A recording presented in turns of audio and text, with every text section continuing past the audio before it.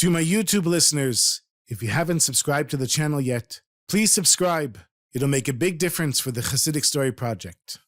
This is the Chassidic Story Project with Barak Hullman, podcasting from Jerusalem, Israel. This podcast is sponsored by listeners just like you. To become a supporter of this podcast, please go to HasidicStory.com, HASIDIC story.com. You'll never know, you'll never know, you'll never know, you'll never know. One time, the Rebbe Rashab, the fifth Lubavitcher Rebbe, went on an extended trip to Petersburg in Russia. And of course he took the train there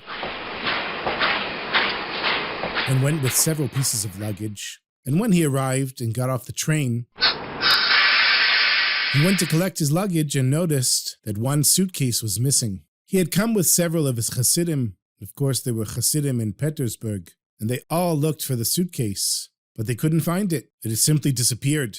And that particular suitcase was full of holy books that were very important to the Rebbe, and he was quite disturbed by the fact that his suitcase has gone missing. Some of the Chassidim were wondering maybe there was someone on the train who had noticed that it was the Rebbe and figured that there must be something valuable in one of his suitcases and possibly stole it. Whatever it was, they couldn't find the suitcase and they had to continue on their trip without the books. A few days later, there was a young Chassid who came to visit the Rebbe, and his name was Avram Eliyahu Guari, who was the son of Rabbi Shmuel Guari, the rabbi of the town of Horol. And he came to visit the Rebbe Rashab, of course, being a chassid of the Rebbe. And the way it worked in those days, many times, was that a scholar would marry into a wealthy family, and the parents of the daughter would support the scholar in learning for a year, and then give him a dowry, and hopefully he would be able to make his way in the world. So this Avram Eliyahu, he received a dowry of 10,000 rubles from his in-laws in order to go into business, and he decided that he would go into selling coffee and tea. So he traveled far to a distributor, bought what he thought was going to resell for a lot of money, spent all 10,000 rubles buying the coffee and tea. But in the end, the price of coffee and tea dropped, and he basically lost his 10,000 rubles. And of course, the in-laws were very upset because this was a great deal of money. And his wife, although she was supportive of her husband and encouraged him, she didn't know what to do because this was their whole livelihood. And the truth is, Avram Eliyahu didn't know what to do as well. And when he heard that the Rebbe Rashab was in Petersburg, he decided to immediately travel to the Rebbe and seek the Rebbe's advice. And when he arrived in the big city, he was taken aback by the buildings and the modern technology of the late 1800s. And he finds his way to the Rebbe Rashab. And when he arrives, he tells the Rebbe, "Rebbe, I need some advice." And the Rebbe put up his finger and he said, "1 second, 1 second." And Avram Eliyahu was standing there thinking, what's with the Rebbe? I didn't even tell him anything yet. The Rebbe closes his eyes and he says, "Hang on a second." And he opens his eyes and he says, "Okay." He gives Avram Eliyahu a luggage ticket and he says, "Please, go back to the train station and see if you can find my suitcase. It's very important to me. It has many holy books in it. I got off the train a few days ago, and despite looking everywhere for it, we could not find the suitcase. Can you please help me?" So here the chassid says, the Rebbe needs my help. Of course, I'm more than happy to help the Rebbe. He takes the ticket and goes to the train station. And of course, there was no train there at the time, so there was really nobody there at the time. It was very quiet. There were no trains coming in, going out. And so he went to the cafeteria there in the train station, sat down at a table, and was drinking a little bit of water. And he sees this man, a non-Jewish man, sitting across from him, staring at him. And he takes out a very fancy snuff box. And you can see this other man is looking at the snuff box and he says, "Would you like some snuff?" He says, "Yes." And so the non-Jew comes and sits next to the chassid. And the man asks the chassid, "Tell me, what are you doing here when there's no trains coming or going?" And the chassid pulls out the luggage ticket from the Rebbe and he says, "My rabbi, he gave me a ticket and he said, come here and find his luggage. It disappeared when he came a few days ago." So the non-Jewish man says, "This is amazing because I happen to be the luggage manager of this whole train station. It's lucky that you ran into me. Otherwise, who knows who would have let you in there." So of course the chassid understood there's some hashgacha pratit going on here. There's some divine intervention. And so they go together into the large luggage room. and the manager is going through all the luggage looking for it. He gave it to his workers, and they're looking as well. They went from storeroom to storeroom, but they couldn't find the suitcase. And the manager tells his workers, "This is unacceptable. We run a tight ship here. How can it be that there's a ticket for luggage and you can't find it? Go back and look again and bring me that luggage, and do it fast." So the workers ran back to the storeroom and they searched every piece of luggage. They moved everything. And finally, hidden in a corner, blocked by a very large package, they found the Rebbe's suitcase, full of the holy books. And the Chassid thanked the manager and he gave him a tip. And then he carried the suitcase back to the Rebbe, very happy, of course, that he actually found the suitcase. And when he walks in and the Rebbe sees his suitcase, his eyes light up and he says, "Avram Eliyahu, I am so grateful to you. I am in your debt. Tell me, what can I do for you?" In the meantime, the Rebbe opened the suitcase and sees that all the books are there, and he was feeling in a particularly good mood. And he said, "No, sit down, Avram Eliyahu. Tell me, what's your story? What's going on?" So he says, "Rebbe, I got married recently. My in-laws, God bless them, they gave me 10,000 rubles. And what do I know about business? I asked people, what should I buy? They said coffee and tea. I went and bought a bunch of coffee and tea, and then the price went down, and I lost almost everything, Rebbe. I was able to sell the coffee and tea, but all I have is 1,000 rubles left. And you know, Rebbe, with 1,000 rubles, can't do very much." So the Rebbe says, "Listen, Avram Eliyahu, I'm truly indebted to you. No one could find my suitcase, and somehow you found it. So I'm going to give you some advice as to what to do with that 1,000 rubles. I want you to go to the town of Kurtz, and Be'ezrat Hashem, the master of the universe, will bless you with great success there." And so Avram Eliyahu gets up and he's thinking, "But Rebbe, what do I do when I get there?" And the Rebbe says, "Oh, don't worry about that. You just go to Kurtz. But one thing, make sure your wife gives you some of her pastries. You're going to need them on the way, and ask her to give you quite a lot, because it's a long trip." So Avram Eliyahu goes back home and he tells his wife, "Look at this incredible ashgacha, this divine intervention. I find the Rebbe's luggage. He gives me this great bracha that I should have success in Kurtz. And he says, I have to come with some of your pastries, and a lot of them." So the wife is very happy. She's more than happy to bake, and she bakes cakes, and she bakes cookies, and all kinds of pastries, and packs them all up for her husband. And she puts together his talis and tefillin, and anything else he would need for the trip, and says, "My husband, I'll be saying Tehillim for you. I'll be davening for you. Good luck. Bracha v'atzlacha." So Avram Eliyahu starts his way to the town of Kurtz, which was on the Black Sea. And since it was a hot summer day when he arrived, he decided that he would go for a swim in the Black Sea before doing whatever it was he was supposed to do there. Then he jumped in the water, went for a swim, cooled himself off, and now he's sitting by the water, by the sea, eating some of his wife's baked goods after the swim. And he sees there's another man on the beach, a Jew, that's staring at him and looking at his food. So the Chassid says to him, "Shalom Aleichem, my sweetest friend. My wife baked these pastries, and they're truly excellent. Would you like to share them with me?" And the Jew comes over and he says, "Yes, thank you. They look so beautiful and so tasty." And the two of them are sharing the pastries, and they're having a friendly conversation. And when this Jew asks the Chassid, "So tell me, why are you here in Kurtz?" Avram Eliyahu says to him, "I got married recently. My in-laws gave me 10,000 rubles. I didn't invest it in the best way. But then I got a bracha from the Rebbe to use my last 1,000 rubles here in Kurtz. But the truth is, I have no idea what I'm supposed to do. He just told me to come here, but he didn't tell me what to do." And so this other Jew, he says to Avram Eliyahu, "You know, I think I can help you. Meet me here tomorrow at this time,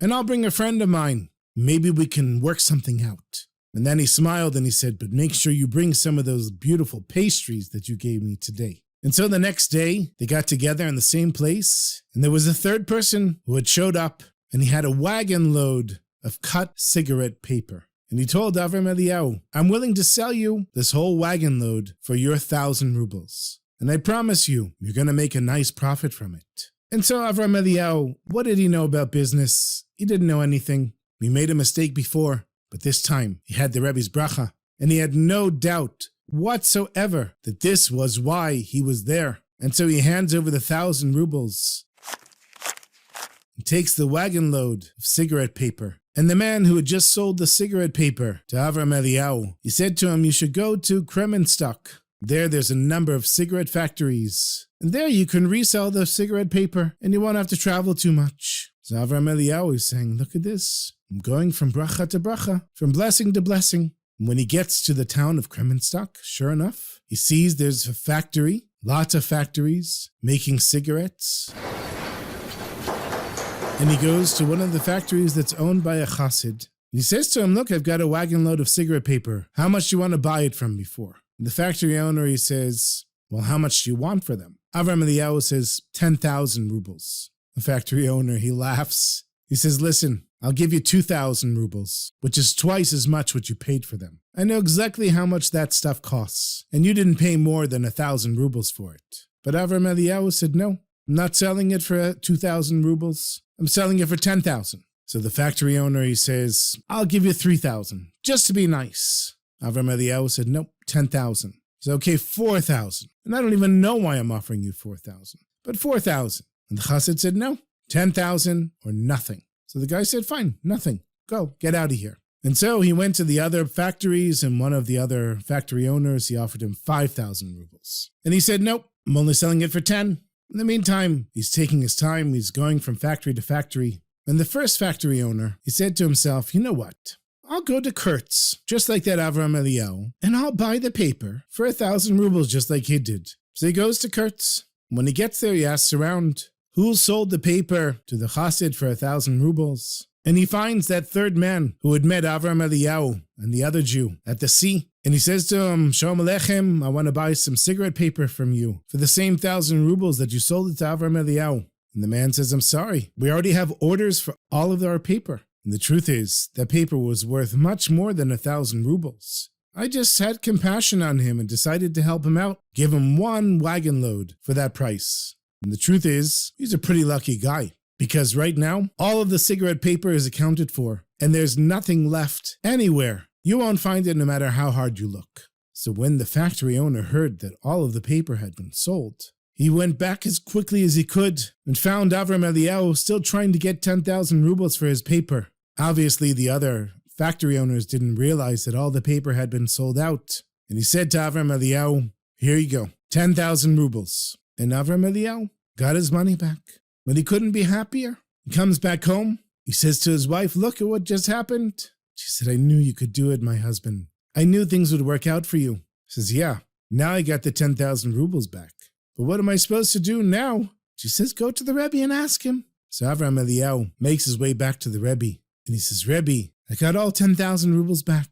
And it's all thanks to you. And he tells him all of the Ashkacha Pratit. How he took the pastries. And he met the guy by the sea, who introduced him to somebody who had compassion on him, and that there was a shortage of cigarette paper, and he was able to make all 10,000 rubles back from it. He says, Rebbe, what do I do now? And the Rebbe just smiled. He says, Avram Eliyahu, I've already paid back my debt to you. Now you're going to have to figure it out on your own. But one thing you learned, and your wife as well, is that if you daven, and you have emunah, and you have faith in Hashem, you allow Hashem to figure out how things should work out for you. So I bless you that you should be besimcha, should be joyous and successful in business. And always remember that the source of all parnasa, of all livelihood, comes from a Kadosh Baruch Hu, comes from Hashem himself.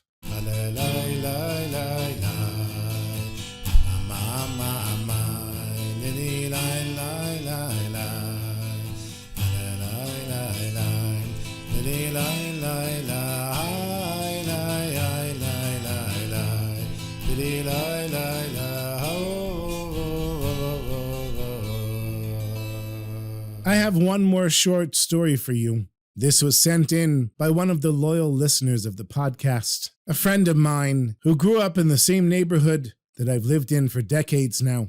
The story is that his parents, who were very close Chassidim of Reb Shlomo Karlbach of blessed memory, they bought a home in Nachlaot in Jerusalem for Demei Mafteach, for key money. And key money was a way that property was sold and rented in the times of the Ottoman Empire, and remained till today, even though the government is pretty much trying to get rid of it. The way it works is that you pay a lump sum of money to the owner of the property, and then every month you pay a small amount of rent. but you can't resell the property. It still belongs to the owner, and family members can continue living in the property. And so it was an inexpensive way to buy homes when people didn't have a lot of money. So it was many, many years ago that this family bought a home through Dmei Mafteach, and Reb Shlomo would come to their home and give lessons. One of the stories that I heard about this home, of course I'd been in the home and I know the parents, is that one time Reb Shlomo was there giving a lesson, and the house was so packed and people kept coming in. So people said, there's no more room, you can't come in. Can't come in, they're telling people outside, you can't come in. And Shlomo says, Chevre, my sweetest friends, we need to make room for those people outside to come in the house. People said, Shlomo, but there's no more room, what are we supposed to do? I said, my sweetest friends, we have to make ourselves smaller. If we make ourselves smaller, there'll be enough room for more people to come in. And sure enough, everybody made a little bit more room, and more people were able to come into the house and be with Shlomo for the lesson. So as the family grew, bli ayin hara, it's a big family, many kids, the mother of the family said to Reb Shlomo, Shlomo, we need a bigger house. Give me a bracha, give me a blessing that we have a bigger house. And Shlomo would bless her that the house will grow with the children. And I'll just tell you, before I continue, that I heard the story also from the mother of the family. And my wife and I, we also bought a small house in Nachlaot. Wasn't Dmei Mafteach, it was with a regular mortgage. But we had the same thing. The children came, bli ayin hara, we had a lot of children. We didn't have room in the house. And I once said to the mother of this family, how did you do it with so many kids? She said, Reb Shlomo, he gave us a bracha that the house should grow with the children. She said, I'm giving you the same bracha, that your house should also grow with the children. And sure enough, our house grew with the children. And now the children are getting older, and they're moving out and coming back with their married spouses. And Be'ezrat Hashem, soon with some grandkids. So God willing, the bracha will continue, and the house will continue to grow. As my wife says, the land of Israel is called Eretz HaTzvi, because it's a land that stretches like the hide of an animal. And she called our house Bayit HaTzvi, a house that continued to grow as the children came in. So sure enough, as more and more children were born to the family, they were able to expand the house a little bit on the inside. And then there was the opportunity to buy the house on the other side of the street, which shared a connecting wall with the original house. Also for Dmei Mafteach, also for key money. And so they connected the two homes.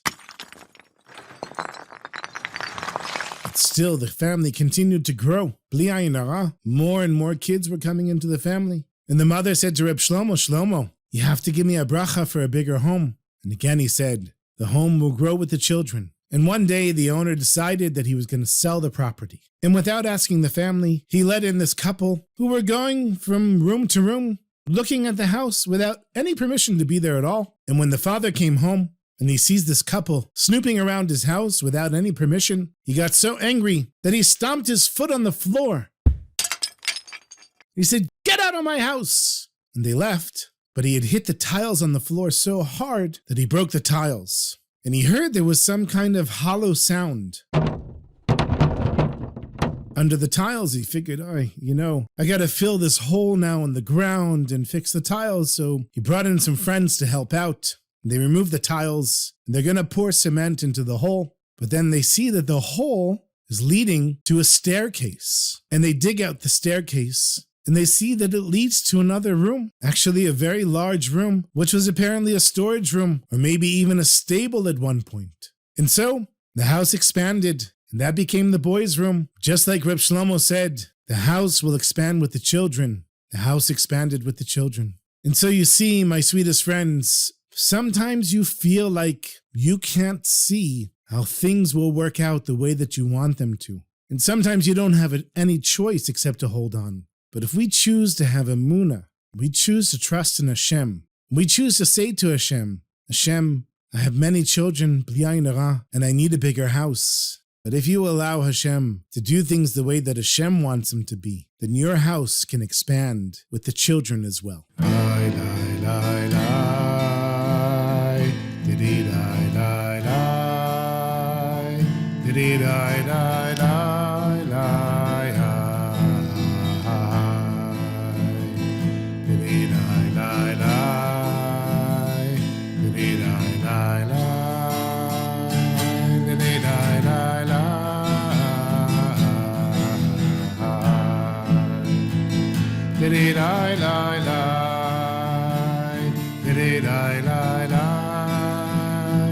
Did I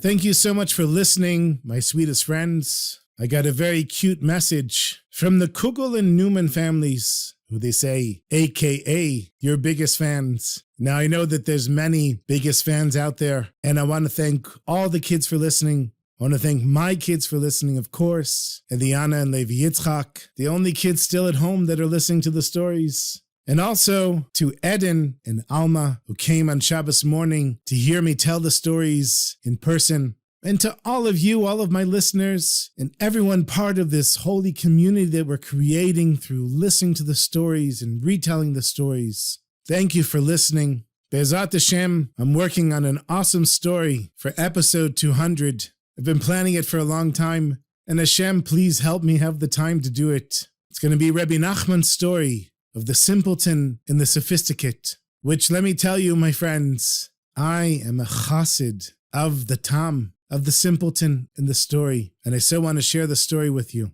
So B'ezrat Hashem, I'll be recording it soon. It's a long story. It's going to take a lot of time to edit. I'll bless you, and you bless me back. That the stories continue enriching us and inspiring us and helping us to grow in our service of Hashem. Take care, my sweetest friends. Until next week, have a wonderful Shabbos.